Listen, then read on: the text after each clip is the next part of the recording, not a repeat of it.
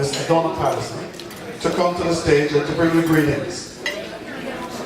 Okay, so you are technically in her house. You are a guest in her house. So are you going to show her that you enjoy the ambience of her house or not? Please give her a nice big welcome. And let us thank her for her Trojan service to her community through her being here at the JCA. Ladies and gentlemen, please put your hands together. Thank you, Mr. Brown. Good afternoon, ladies and gentlemen. What a wonderful turnout. As a challenge based on Mr. Wilkes' comments, we know that next year you will sell out the 2 halls for this event. And so we challenge you to bring and invite 1 or 2 people to continue BADC's legacy and this event. As Mr. Wilkes was speaking about social media, I happened to go on Twitter, and actually Jamaica's Minister of Foreign Affairs tweeted about this event. And she celebrated and congratulated Mrs. Steele and all of you for making today such a successful afternoon. So that is the power of social media, that we're able to tell the stories of so many of you individually and collectively, that we're able to share, that we are able to share the important legacy of the past and the continued work that is happening today. I was born in Winnipeg, so I am 2nd generation, and many of you growing up, I heard about the work that you did, heard about Dudley laws. I've had the pleasure of working with Valerie Steele, who she and I have butt heads many times over the years. But I always appreciate that Valerie she always tells the truth. You always know what she's thinking. You always know where she stands on an issue. And so there was never any question that I owe a lot of respect and kudos to her for her work as one of the past female presidents of the JCA. So on behalf of the organization, I thank you for always continuing to support the center, for hosting the event here. This is the hub of community engagement. We continue to be that. The Consul General has asked me in that vein to remind you that the official launch of the Jamaica Diaspora Conference will take place this Tuesday with the Honorable Kianna Johnson-Smith, who is Jamaica's Minister of Foreign Affairs. And on Wednesday, we invite you back to celebrate the life and legacy of Mr. Fitzroy Gordon. JCA the center is your home, it is your space. We want you to use it and to share in it and to support us. It's not free. We have to pay the light bill. We have to do lots of other things. Water is running, current, all of that kind of stuff. So not only do we invite you to be here, to host your events here, to come and join us, but to also contribute where you can, either through in-kind or to make a donation to the organization. Thank you, and have a great afternoon, ladies and gentlemen. Thank you very much. Thank you. And I hope you heard her. This is our house. And it's not free. And you should have your events here and make it work. Oh, that looks so pretty. Let me see.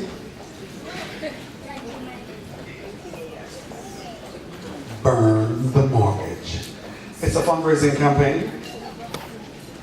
Fundraising campaign goal, $350,000.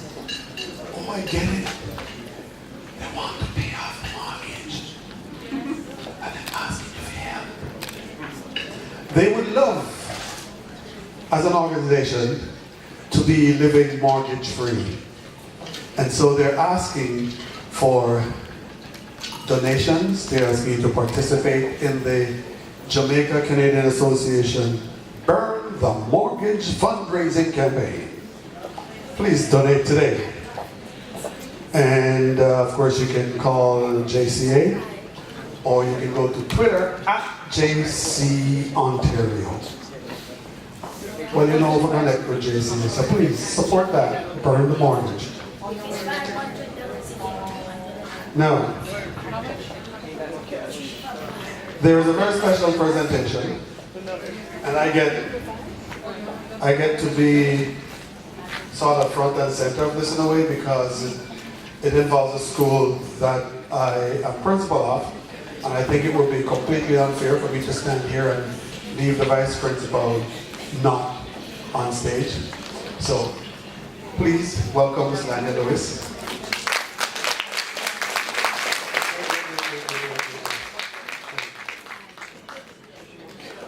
This sounds like you don't really want her to come.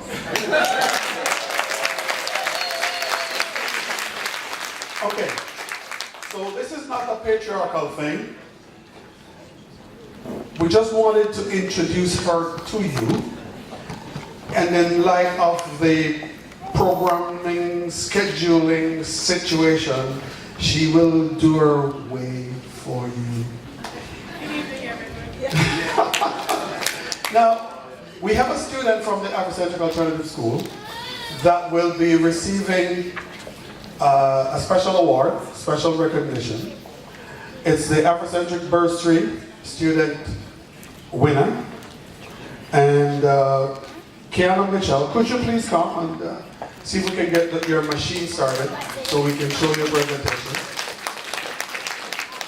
BADC approached us as a school and said that during Black History Month, we almost always hear about what is happening in America.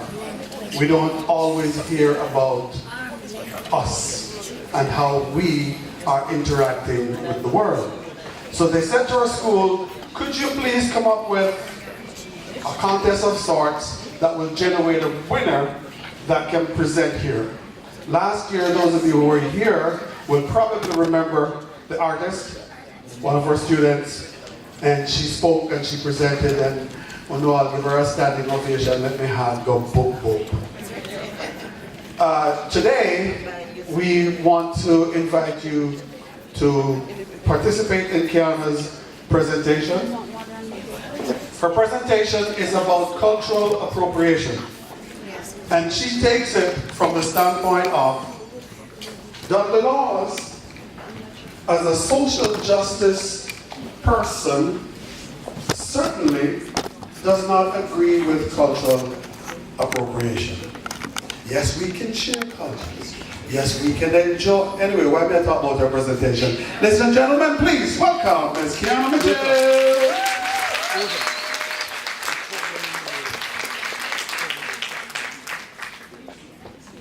Good afternoon, everyone. My name is Kianna Mitchell, and today I'm going to be talking about cultural appropriation. Cultural appropriation can be oppressive and racist. It seeks to rob us of our cultural identity.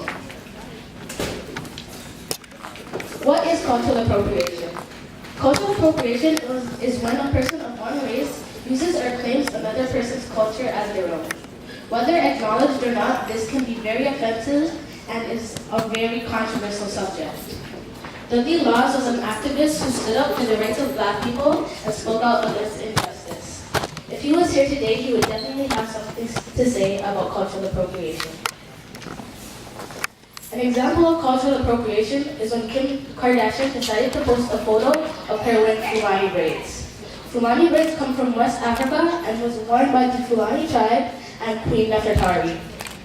Now, Fulani braids usually consist of beads throughout the hair, shells, and traditional family coins. This symbolizes heritage and is passed down from generation to generation. Now, instead of calling these Fulani braids, she called them Boderic braids, giving credit to a white woman for an African-originated hairstyle. A lot of A lot of black people are upset by this because did originate in Africa and should not be given credit to a white person. Baudelaire did say that she called them Baudelaire braids because that's who she referenced this from, but a lot of social media influencers do culturally appropriate a lot, and this probably won't be the last time it happens.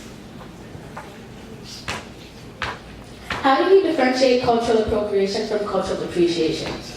Cultural appreciation is when you take time out of your day to learn about another's culture so that you can,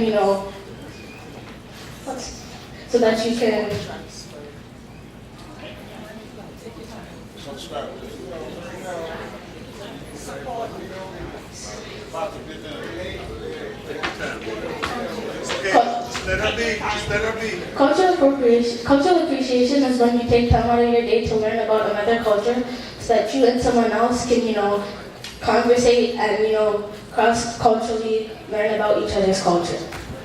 Now, in this photo we have Gucci models wearing turbans. Turbans are worn by Sikhs. Turbans symbolize self-love, respect, and equality. Now, Gucci disregarded the fact that this does have a meaning to a group of people and instead used this for profit and fashion. A lot of Sikhs were upset because not only did they decide to do this, but instead of using brown models, they used white models. Gucci did apologize, but apologizing doesn't make everything better because you can still buy Gucci turbans online and in stores.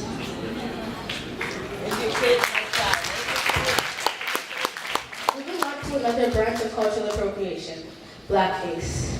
Blackface is when a non-black person uses paint or makeup to paint their face black and attempts to play a role as a black person.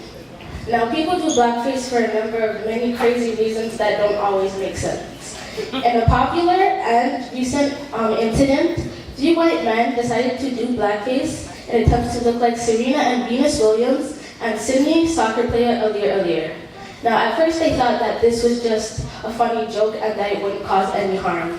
In reality, this did cause a lot of harm and the black community was very upset. They quickly realized that this was not a joke and apologized and have deleted the post.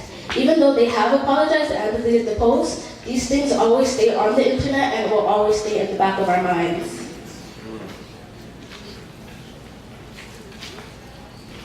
Now moving on to these 2 women. These 2 women have something alike. They were born white and now identify as black women. On the top we have Rachel Dolezal. Rachel Dolezal is the chapter leader of the NAACP.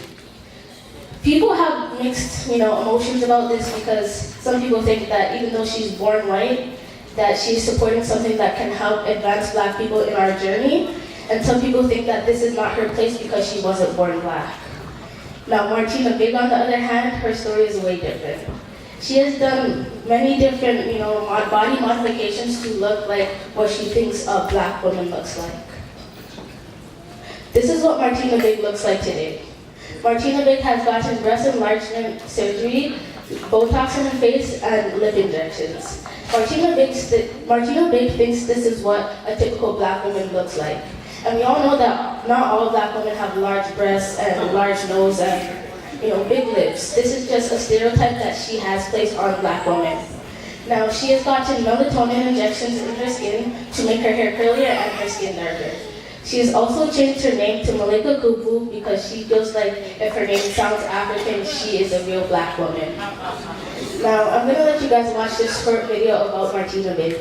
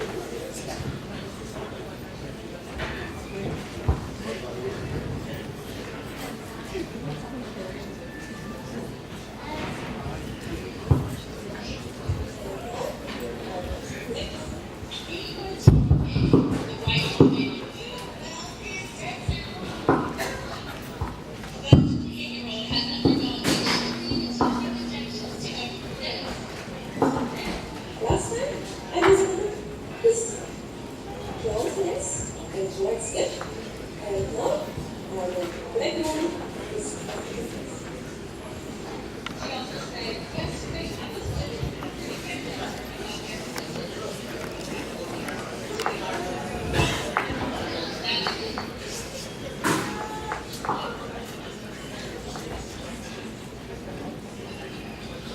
basically in this video, since you couldn't hear, she basically said that she was going through all these changes to become a black woman, and even said that she was going to change her wardrobe so that she would fit the African culture and be authentically black.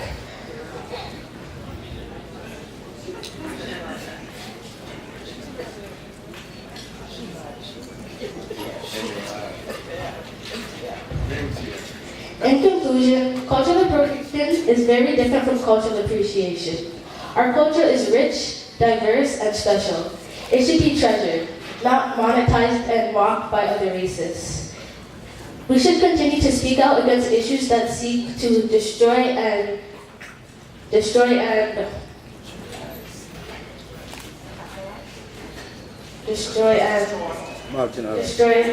our culture. Thank you for listening to my presentation about cultural appreciation.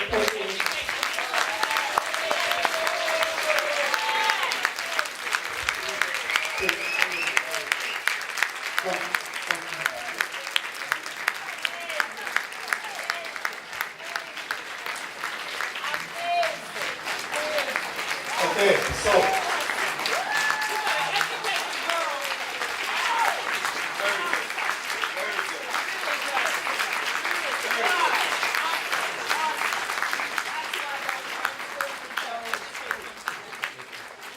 this is not the easiest of topic for a grade 8 student to tackle.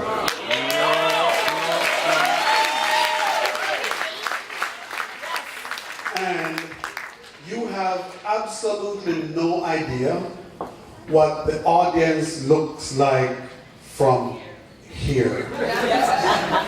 Now imagine you're grade 8. It's a different story. So another round of applause. Please, thank you. Mr.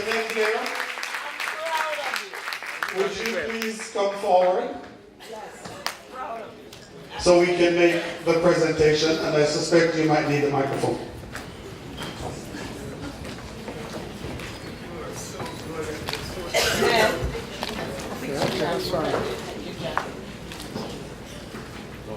Down at the bottom.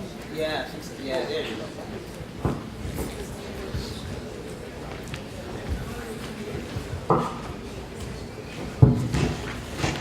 Sir, when you stand there and you look there, you get goosebumps. But this child is so good. I can have her speak for me. Yes, absolutely.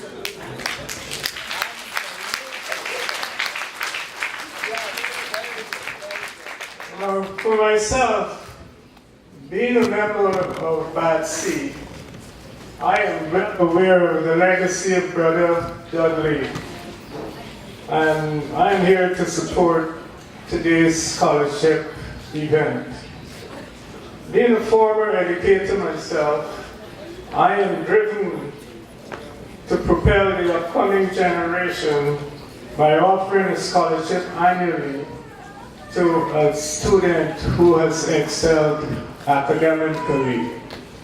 And this is a perfect example.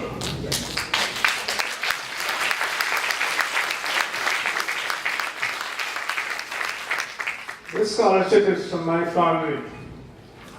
I must confess that I am now meeting today's recipient for the first time on stage, and I think the selectors did a good job. Yes. Leave it to the school. And through her presentation, we will all agree that she's on the way up. Yes. Kianna, I will encourage you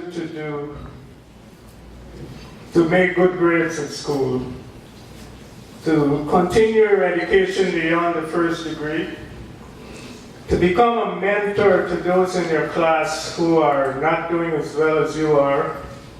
And do remember, today was your day. And sometime in the future, you must give back so that others can follow your footsteps. And I see so many faces out there. I'm going to exhort you to give scholarships to our upcoming generation. Starting today, see Lodi and give a scholarship, and we will have some more deserving students like Kianna.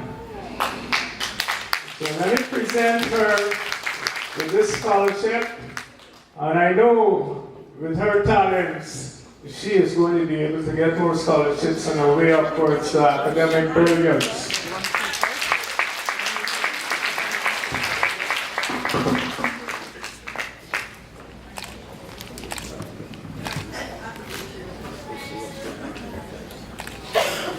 Look towards your mirror. Ned.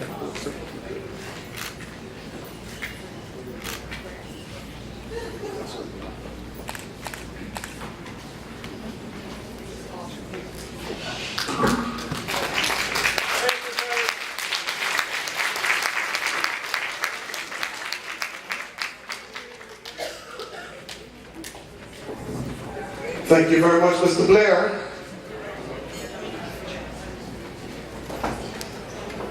So let's just not stay quiet.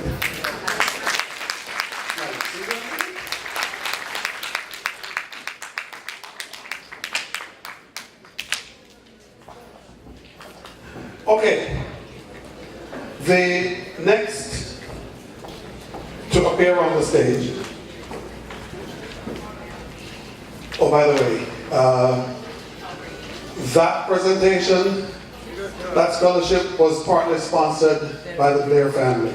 So big them up, big them up, big them up.